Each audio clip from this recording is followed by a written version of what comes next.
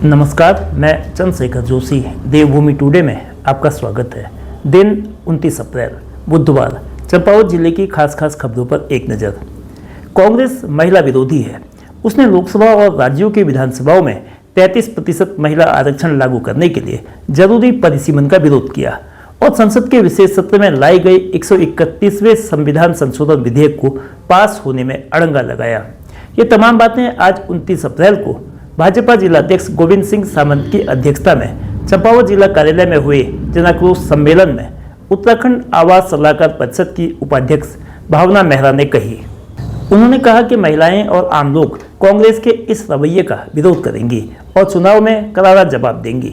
उन्होंने दावा किया कि भाजपा महिलाओं को सशक्त और आत्मनिर्भर बनाने के लिए समर्पित रही है, लेकिन विपक्ष की संकीर्ण सोच इस रास्ते में सबसे बड़े ब्रेकर के रूप में सामने आई है।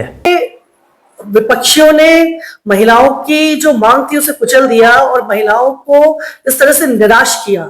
उसको लेकर एक महिलाओं में बहुत ही आक्रोश का भाव है और इस आक्रोश को आप देख रहे होंगे कि हर स्तर पर, चाहे वो राष्ट्रीय स्तर है, क्योंकि ऐसा नहीं है कि आधी आबादी का विषय है। ये आधी आबादी को ये सब दल आज तक वोट बैंक के रूप में उपयोग करते आए हैं। तो अब ये जो आगामी चुनाव है, चाहे वो 2027 का चुनाव है या 2029 का चुनाव है, इसमें इनको इसके दुष्परिणाम देखने को मिलेंगे और ये सारे दलों का महिलाओं के वोट बैंक, इनका महिलाएं वोट पूरा बॉयकॉट करेंगी और मुझे लगता है इनका सुपड़ा ही साफ हो जाएगा। आज बुधवार पूर्वान्ह हिंगलादेवी क्षेत्र के जंगल से एक काकड़ ने भटक कर चंपावत नगर क्षेत्र में दस्तक दे दी। काकड़ का करीब 1 वर्ष का शावक नगरपालिका के सभासद पूजा वर्मा और व्यापारी सनी वर्मा के आवासीय परिसर में पहुंच गया। यहां सुरक्षा के मद्देनजर लगी फेंसिंग में काकड़ उलझ गया।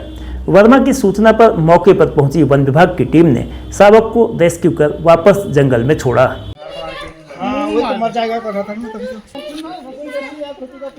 वन विभाग की टीम ने इसे रेस्क्यू कर लिया। हालांकि वो भागने के प्रयास में उन्हें जाली से चोट लग चुकी है। ट्रीटमेंट कर वन विभाग के मुताबिक काकड़ हिंगलादेवी के जंगल से भोजन की तलाश में ढलान पर खरकार के क्षेत्र तक पहुंचा होगा।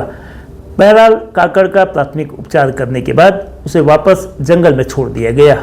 फर्जी राशन कार्डों का पता लगाने के लिए चंपावत सहित प्रदेश के सभी जिलों में राशन कार्डों के सत्यापन का विशेष अभियान शुरू किया गया है।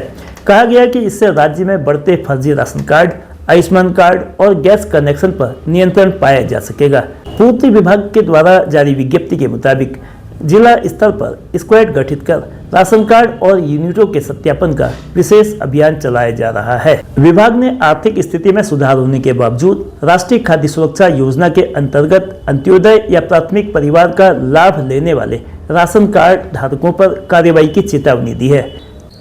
इसके अलावा राशन कार्ड धारकों से सस्ता गल्ला विक्रेताओं के माध्यम से ई-KYC कराने की अपील भी की गई है। चंपावत जिले में इस वक्त अंत्योदय के 5,865 राशन कार्ड हैं, जबकि प्राथमिक परिवारों के 29,100 और राज्य खाद्य योजना के अंतर्गत 25,282 राशन कार्ड हैं। लोगों के मद्देनजर एक अच्छी खबर। लोहाघाट नगरपालिका ने नागरिक सेवाओं को सुगम और पारदर्शी बनाने की पहल की है। नगर क्षेत्र में अब QR यानी कि क्विक रिस्पांस कोड आधारित शिकायत पंजीकरण प्रणाली का शुभारंभ किया गया है।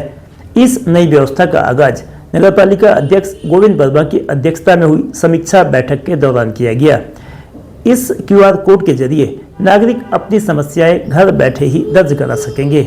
नागरिक अपने मोबाइल फोन से QR कोड को स्कैन करके सीधे शिकायत या सुझाव दर्ज कर सकते हैं। पंजीकृत शिकायत संबंधित विभाग तक भेजी जाएगी और समाधान की स्थिति की जानकारी शिकायतकर्ता को SMS या फोन कॉल करके दी जाएगी। खाद्य सुरक्षा विभाग ने आज चंपावत क्षेत्र की सब्जी, फल, कोल्ड ड्रिंक्स, बेकरी और किराना सामग्री की गुणवत्ता को जांचा।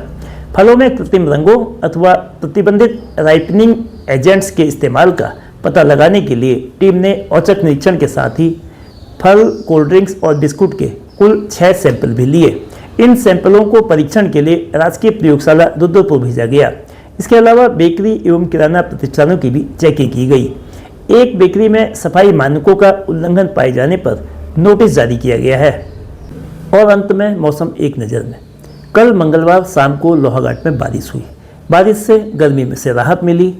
6 मिलीमीटर बारिश दर्ज की गई।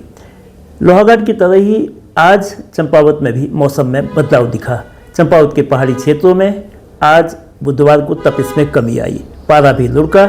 बादल और हल्की हवा से धूप की चुभन भी आज कम थी। आज 29 अप्रैल को अधिकतम तापमान 25 डिग्री सेल्सियस था। बीते 24 घंटे में पारे में 4 डिग्री सेल्सियस की गिरावट आई, जबकि 26 अप्रैल को पारा अपने शिखर पर था। 26 अप्रैल को चंपावत का जो तापमान था 32 डिग्री सेल्सियस था।